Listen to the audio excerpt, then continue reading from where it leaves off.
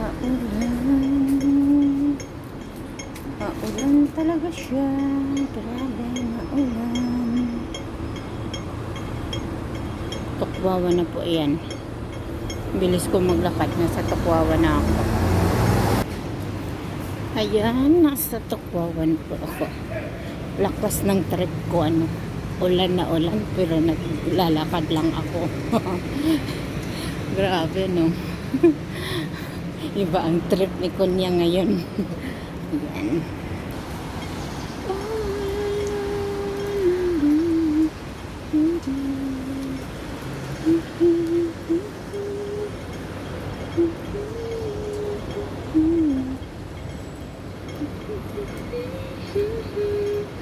Ay naku, ang tagal naman ng traffic na to. Ayan. Ayan guys, nakikita nyo ba yung tulay na yan na green? Diyan ako aakyat patawid sa kabilang highway na naman. Ganyan ako kung mag shortcut. Ayan, andito na tayo, paakyat na tayo guys. So, diba, akyat sa tulay. Ayan, okay. Ayan, binukas na siya. Ayan. Ayan. O, diba?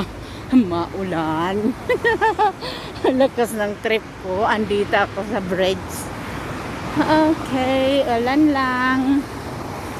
Hindi naman siya masyadong malakas ang ulan. Pero talagang ulan. At saka maambon, no? Diba? Ang dilim. Ayan. Nasa bridge tayo. Uy, may dalawang bird. Sana all may katabi. Ayan, di ba? Oh, yan ang basketball court sa Tukwawan, Colon B. Ayan. Table, football court naman sa kabila. Ayan, no? Oh, ayan. Ang ganda ng park na yan dyan. Pero, para siyang private na park. Walang masyadong yung mga residents lang mansan kadalasan ang dyan kasi siya. Ayan, ito naman.